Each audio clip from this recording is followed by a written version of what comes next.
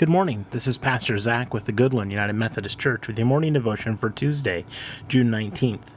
Today I'll be reading from 2 Corinthians chapter 6, verses 1 through 13. As we work together with him, we urge you also not to accept the grace of God in vain. For he says, "At an acceptable time I have listened to you, and on a day of salvation I have helped you."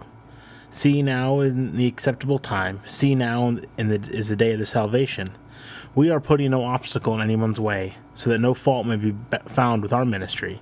But as servants of God, we have commended ourselves in every way, through great endurance in afflictions, hardships, calamities, beatings, imprisonments, riots, labors, sleepless nights, hunger, by purity, knowledge, patience, kindness, holiness of spirit, genuine love, truthful speech, and the power of God, with the weapons of righteousness for the right hand and for the left, in honor and dishonor, in ill repute and good repute.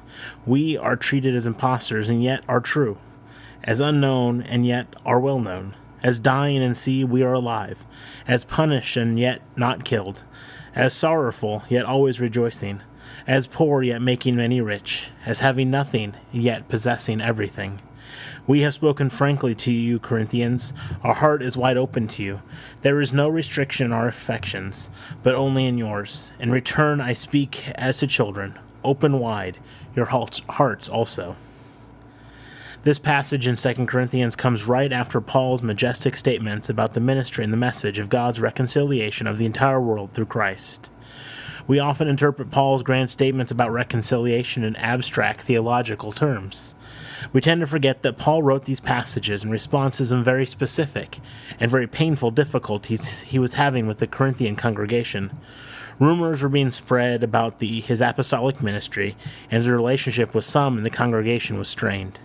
In addition, he needed to raise money for the Jerusalem church, and prepare for yet another visit when he would have to deal with sin among the Corinthians and the seemingly slavish submission to those he called super-apostles. In light of these issues, we can read 2 Corinthians 6 as fleshing out, in surprising detail, how we might live out and embody God's ministry and message of reconciliation. As God's co-worker, Paul urges the Corinthians not to take God's grace in vain. Quoting one of the so-called servant songs in Isaiah, he declares that God has listened at acceptable time and helped on the day of salvation. No longer the prey of the tyrant, Israel will be restored. God promises to make her a light to the nations. If Isaiah's call of comfort provides a backdrop for interpreting the word of reconciliation, then we can say that this word has to do with God's restoring and rescuing a people oppressed by circumstances, even as they might be partly responsible for those circumstances. This is a very practical message from Paul in 2 Corinthians, not one to be talking about reconciliation and salvation in the abstract, but ways that we can look how we can be the reconciling presence of Christ as the body of Christ in the world. As workers with God and for God, we are to live out this type of life that leads to reconciliation. Have a blessed day.